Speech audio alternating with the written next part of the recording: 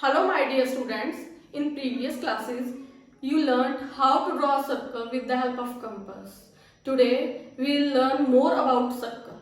ਸਤਿ ਸ਼੍ਰੀ ਅਕਾਲ ਪਿਆਰੇ ਵਿਦਿਆਰਥੀਓ, ਪਿਛਲੀ ਕਲਾਸ ਦੇ ਵਿੱਚ ਤੁਸੀਂ ਚੱਕਰ ਬਣਾਉਣਾ ਸਿੱਖਿਆ ਤੁਸੀਂ ਆਪਣੇ ਅਧਿਆਪਕ ਤੋਂ, ਆਪਣੇ ਟੀਚਰ ਤੋਂ ਪ੍ਰਕਾਰ ਦੀ ਸਹਾਇਤਾ ਨਾਲ। ਅੱਜ ਮੈਂ ਤੁਹਾਨੂੰ ਚੱਕਰ ਬਾਰੇ ਹੋਰ ਬਹੁਤ ਸਾਰੀਆਂ ਗੱਲਾਂ ਸਿਖਾਵਾਂਗੀ। ਅੱਜ ਮੈਂ ਤੁਹਾਨੂੰ ਦੱਸਾਂਗੀ ਰੇਡੀਅਸ यानी कि अर्ध व्यास, डायमीटर यानी कि व्यास, कॉर्ड यानी कि जीवा। इन्हां चीज़ों को सीखने लिए तुहानूं पहला सीखना पवेगा, पहला तुहानूं पता होना चाहिए सेंटर बारे, चक्कर के सेंटर बारे यानी कि केंद्र बिंदु बारे। ठीक है जी, आओ इधर जिवें कि तुसीं पिछली क्लास दे विच चक्कर ड्रॉ करना सीखिआ। तुसीं बेटा आ देखो जिहड़ा मैं चक्कर बनाया है, जिथे मैं बिंदु लगा रही हाँ, तुसी इत्थे कंपस रखते हो ते उन्नी कंपस खोल के उन्होंने इदा पेंसिल नाल ड्रॉ करते हो, है ना। तो जिथे आपां कंपस रखते हैं, आपां प्रकार रखते हैं, वो हुंदा चक्कर दा केंद्र बिंदु, वो हुंदा चक्कर दा सेंटर। आ जिहड़ा मैं तुहानूं दस्सिआ सेंटर केंद्र बिंदु, ठीक है। ये बिल्कुल सेंटर दे विच हुंदा है, इहदे तो चक्कर सारे पासे बराबर लेंथ दे विच हुंदा है, ठीक है जी।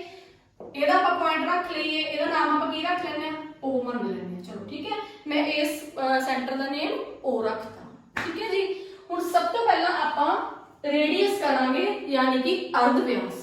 ਅਰਧ ਵਿਆਸ ਕੀ ਹੁੰਦਾ ਹੈ, ਧਿਆਨ ਨਾਲ ਸਮਝੋ ਮੇਰੀ ਗੱਲ। ਇਹਦੇ ਲਈ ਆਪਾਂ ਨੂੰ ਸਕੇਲ ਚਾਹੀਦਾ। ਹੁਣ ਕੇਂਦਰ ਬਿੰਦੂ ਤੋਂ ਮੈਂ ਇੱਕ ਲਾਈਨ ਏਦਾਂ ਖਿੱਚਦੀ ਹਾਂ, ਠੀਕ ਹੈ। ए वाले पॉइंट ते मेरी ये लाइन खत्म हो जाती है, तो मैं ਇਹਦਾ नाम रख लेनी हाँ ए वाले पॉइंट का। ओके हाँ जी बच्चों, चक्कर दे विच ਜਿਹੜੀ भी लाइन सेंटर तो स्टार्ट होके चक्कर दे किसी भी हिस्से दे विच ऊपर चक्कर वाली लाइन के ऊपर जिथे भी खत्म होती है, बट वो शुरू कित्थों होनी चाहिए है, सेंटर तो। सेंटर तो शुरू होके खत्म वो चक्कर दे ऊपर जिथे मर्जी हो, ठीक है। चाहे ए हुण इत्थे खत्म हो जाए, इत्थों शुरू करके मैं इत्थों ड्रॉ करती, इत्थों शुरू करके मैं इत्थे ड्रॉ करती। इहदा नाम मैं रख लिया बी, इहदा नाम रखता सी। इत्थों शुरू करके सेंटर तो इत्थे लगाती, ये हो गया डी, ठीक है। कोई भी लाइन है सेंटर तो स्टार्ट होके चक्कर दे ऊपर किते भी खत्म होवे, उस चक्कर दा उस सर्कल दा की हुंदा है, रेडियस। की हुंदा है, रेडियस। ओके हुण तुहानूं जे कोई कहे कि ए वाले सर्कल दे विच किन्ने अर्ध व्यास ने, किन्ने रेडियस ने, उन्हां दे नेम लिखने हैं। बेटा बहुत बच्चे कंफ्यूज हुंदे ने, ये मैनूं बहुत फील हुंदा जदों मैं एग्जाम दे पेपर चेक करती हां, बच्चे बड़ा गलत लिख दिंदे ने। आ सही तरीका तुसीं सीखो। देखो किन्ने लाइन्स ने, 1 2 3 4 4 लाइन्स ने। सारियां लाइन्स कित्थों जा रही हैं, सेंटर तो स्टार्ट हो रही हैं ते सर्कल दे ऊपर खत्म हो रही हैं। तो इट मींस ये सारे की ने, अर्ध व्यास ने, सारे रेडियस ने। तो इस सर्कल दे विच किन्ने हो गए, रेडियस किन्ने हो गए, 4। आपां किन्ने लिखांगे, 4 रेडियस हो गए। हुण इन्हां नूं तुहानूं कहणगे नेम दसो जिहड़े भी अर्ध व्यास ने। नेम बेटा बहुते बच्चे की लिखदे ने paper they which, O A B C। This is wrong बेटा, ऐदा नहीं लिखना। आपां रेडियस दा पूरा नेम लिखना है। पूरा नेम कितना, देखो फर्स्ट लाइन है जो ए है, इत्थों स्टार्ट हुई है, इस पॉइंट का की नेम है O, इत्थे खत्म हुई है, इस पॉइंट का की नेम है A। तो O A इकट्ठा लिखांगे आपां, या तो इहनूं लिखो इदां O A is the radius, या फिर लिखो A O। ये दोनों मेथड ठीक है, ए लिखो या ए लिखो, पर दोनों नहीं लिखने क्योंकि one and the same thing है। ओ ए भी वही चीज है, ए ओ भी वही चीज है, डबलिंग नहीं करनी है। या तो ओ ए लिखो या ए ओ लिखो, ठीक है जी। नेक्स्ट है अपना रेडियस ए वाला, ए वाला है। हुण ए कित्थों स्टार्ट हो रही है, ओ तो। इस पॉइंट का नाम आपां ओ रखिया सी, कित्थे खत्म हो रही है, इस पॉइंट ते। इस पॉइंट का की नेम रखिया आपां बी। तां तुसीं एक तां ओ ए हो गया, तुसी कॉमा ओ तो बाद नहीं लगाना, ओ ए इकट्ठा लिखांगे या ए ओ इकट्ठा लिखांगे, उस तो बाद कॉमा लगाना है। ये एक हो गया, ठीक है। या तो ए नाम हो गया या ए। हुण इस नूं भी आपां या तो ओ बी लिखो या बी ओ लिखो, या तो OB हो गया या फिर BO हो गया। समझ आ गई? दोनों चीज़ां इकट्ठियां नहीं लिखनियां, ठीक है। इको चीज़ दे दो नाम, ਤੁਹਾਡਾ भी घरे नाम किसी का सुखप्रीत ਹੁੰਦਾ स्कूल च नाम घरे ਉਹਨੂੰ ਪ੍ਰੀਤ ਕਹਿੰਦੇ ਨੇ, चाहे ਆਪਾਂ सुखप्रीत कह ਲਈਏ चाहे प्रीत कह लईए, पर ਆਪਾਂ ਇਕੱਠਾ ਤਾਂ ਨਹੀਂ ਕਹਾਂਗੇ, सुखप्रीत प्रीत ਇਕੱਠਾ ਤਾਂ ਨਹੀਂ ਬੋਲਾਂਗੇ ਨਾ। ਉਸੇ ਤਰ੍ਹਾਂ ਹੀ ਤੁਸੀਂ ਜਾਂ ਤਾਂ A ਦੇ ਨੇਮ ਲਿਖਣਾ ਹੈ ਜਾਂ A ਲਿਖਣਾ, ਉਸੇ ਤਰ੍ਹਾਂ A ਦਾ ਵੀ ਇਸ ਲਾਈਨ ਦਾ ਜਾਂ A ਲਿਖੋ ਜਾਂ A ਲਿਖੋ, ठीक है। ਹੁਣ ਆਪਾਂ ਇੱਥੇ ਕੌਮਾ ਲਾ, ਉਸ ਤੋਂ ਬਾਅਦ ਥਰਡ ਲਾਈਨ ਆ ਗਈ, ਇਹਦਾ A ਪੁਆਇੰਟ ਇੱਥੋਂ ਸਟਾਰਟ ਹੋਈ ਹੈ O ਤੇ एंड पॉइंट की है C, सेकंड एंड पॉइंट, तो ਇਹਦਾ ਕੀ नेम हो गया, या तो वही OC लिख लो या फिर CO लिख लो, दोनों नहीं लिखने, ठीक है। फोर्थ आ गया, ਇਹਦਾ सेंटर A ही है सबका O, ठीक है। ਤੇ ਇਹਦਾ अगला एंड पॉइंट की है D, या ਤੇ OD या DO। ਹੁਣ ਤੁਹਾਨੂੰ ਕੁਐਸਚਨ ਐਗਜ਼ਾਮ ਦੇ ਵਿੱਚ ਆਉਂਦਾ, ਕੋਈ ਪੁੱਛ ਰਿਹਾ ਹੈ ਕਿ ਇਸ ਚੱਕਰ ਦੇ ਵਿੱਚ ਕਿੰਨੇ ਰੇਡੀਅਸ ਨੇ, ਉਹਨਾਂ ਦੇ ਨੇਮ ਲਿਖੋ। या 4 रेडियस हो गए अपने को, 4 अर्धव्यास हो गए, उन्होंने नेम या तो A लिखोगे या फिर A लिखोगे, दोनों मिक्स नहीं करने हैं, ठीक है बच्चों। उस तो बाद आ जाओ जी, डायमीटर आ गया अपना, व्यास आ गया। व्यास की होता बच्चों, वही देखो केंद्र बिंदु आ गया, सेंटर है अपने चक्कर का, सर्कल का। कोई भी लाइन सर्कल दे विचों दी, सेंटर दे विचों दी होके जावे, सेंटर पे पिछों दी लंघे,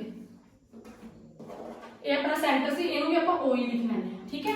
आ अपना सेंटर है, कोई भी लाइन है सर्कल दी ओदी और सेंटर दे विच दी होके जावे ते ओ दोनों पॉइंट्स ओदे सर्कल दे उत्ते होण, ये नहीं है कि विच विचाले खत्म हो जाए, इत्थे जे लाइन खत्म हो गई, ओ नहीं है ऐदा, ये नहीं, ये कोई इदां नहीं, नो पूरी लाइन सेंटर दे विचों दी पास होवे ते उन्हां दे एंड पॉइंट्स चक्कर दे उपर होण, सर्कल दे उपर होण, वो अपना की हुंदा है डायमीटर, की हुंदा अपना व्यास।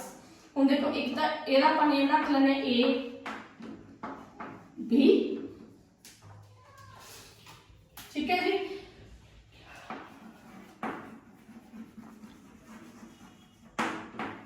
हुण इस चक्कर दे विच डायमीटर की है, AO नहीं हैगा, OB भी नहीं हैगा, क्योंकि OA का रेडियस है, सॉरी हाँ रेडियस है बेटा, ये अर्ध व्यास हो गए क्योंकि सेंटर अद्धे चो शुरू होए ने।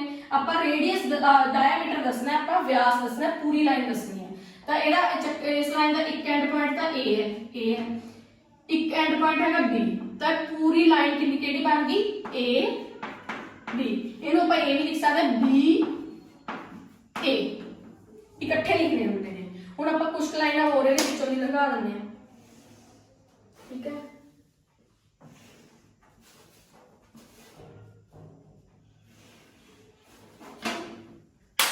इन्हां दे आपां लिख लेंगे नाम C D E F and G, okay.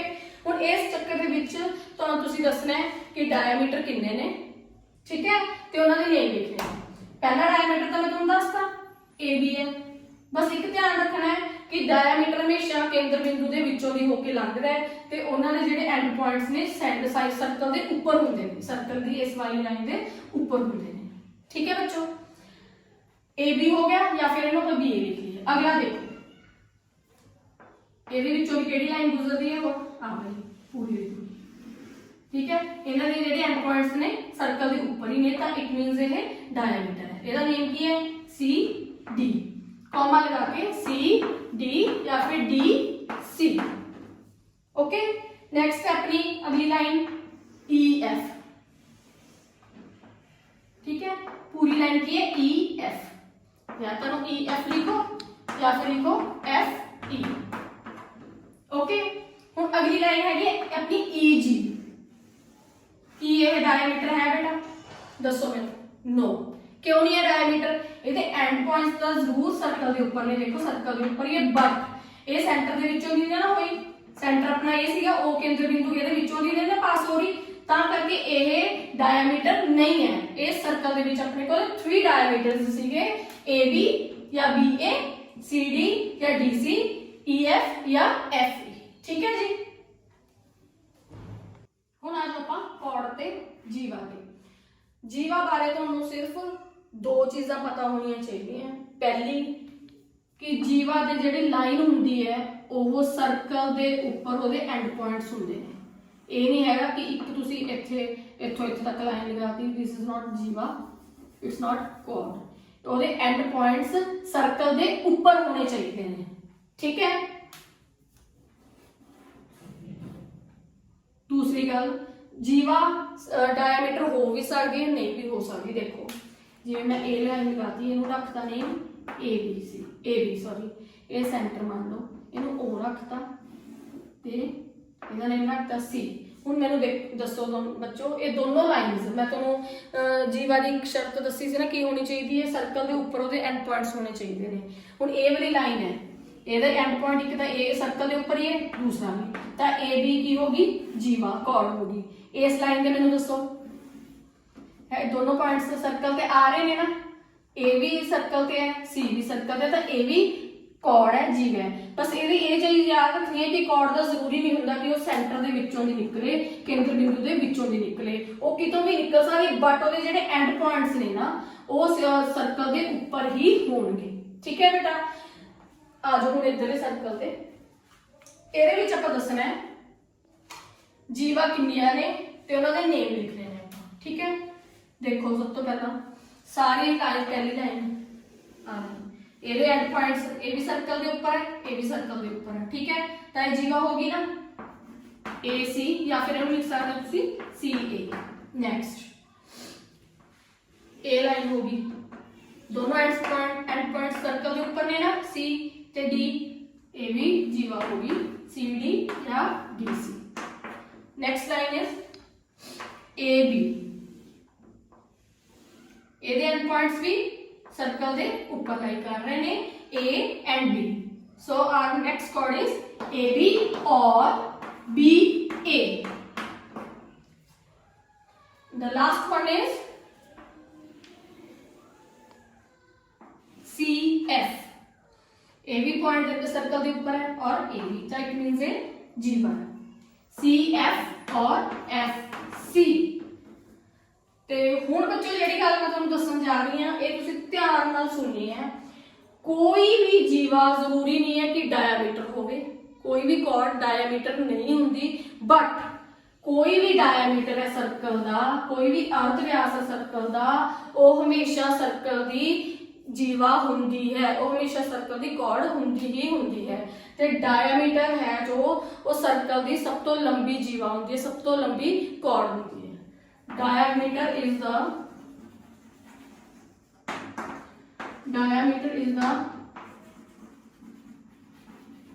longest chord of a circle, ठीक है। क्यों? क्योंकि डायमीटर हमेशा केंद्र बिंदु के विचों दी होके लंघदा है, तो जेड़ा भी केंद्र बिंदु के विचों दी होके लंघेगा ओदी लेंथ सब तो ज्यादा होएगी। ओ जदों आपां नूं स्केल नाल देखांगे ना, मेजर करांगे, तो ओदी लेंथ सारी जीवा दे नालों ज्यादा होएगी। कोई भी जीवा के डायमीटर नहीं हो सकती, बट कोई भी डायमीटर सर्कल का कॉर्ड हुंदा ही हुंदा है, ठीक है। मैंने उम्मीद है कि तुहानूं ये कांसेप्ट चंगी तरह समझ आ गए होंगे। अगली वीडियो के विच मैं तुहानूं रेडियस ते डायमीटर मेजर करना सिखाऊंगी। Thank you.